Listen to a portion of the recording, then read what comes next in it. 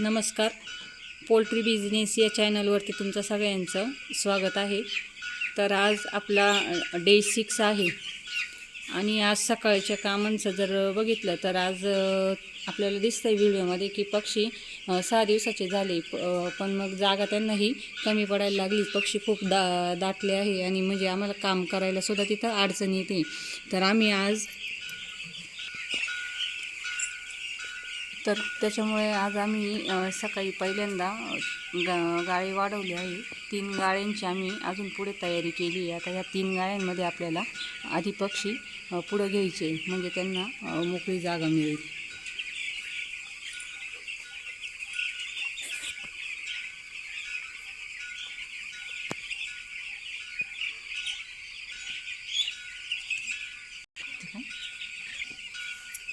तर अजून आम्हाला म्हणजे पक्षी पुढं घ्यायचे, त्यांना जागा द्यायची आहे आणि अजून आम्हाला खाद्य पण टाकायचं आहे. आपले चिक्स ड्रिंकर आहेत ते पण भरायचे आहेत. आणि काल 5 दिवसाचे आपले पक्षी पूर्ण झाले. तर काल जेव्हा लाईन सुपरवायझर आले होते तर त्यांनी पक्ष्यांचे वजन घेतले होते. तर 165 ग्रॅम प्रति पक्षाचं वजन आलेलं होतं.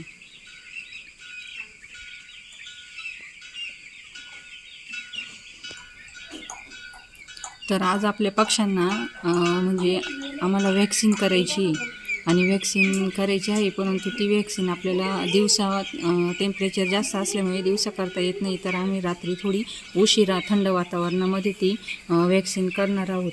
तर आता आपण कोणती वॅक्सिन त्यांना देणार आहोत आणि म्हणजे किती देणार आहोत, कशी देणार आहोत याचा व्हिडिओ उद्याच्या याच्यामध्ये आणि त्या वॅक्सिनबद्दलची माहिती पण उद्याच्या व्हिडिओमध्ये तुम्हाला मिळेल.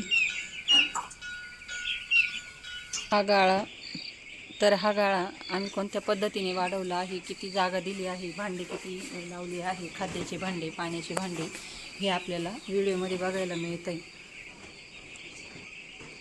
आपण पाण्यामध्ये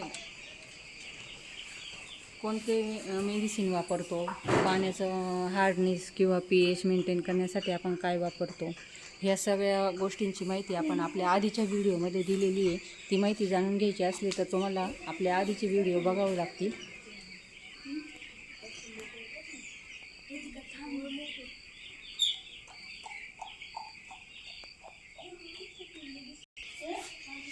आजच्या दिवसाप्रमाणे जर विचार केला तर आज पक्ष्यांना 33 ते 35 ग्रॅम प्रतिपक्षी खाद्य खातो. तर आपली 50 किलोची बॅग आहे, तर आपण 3 बॅगांपर्यंत खाद्य रोज टाकत असतो.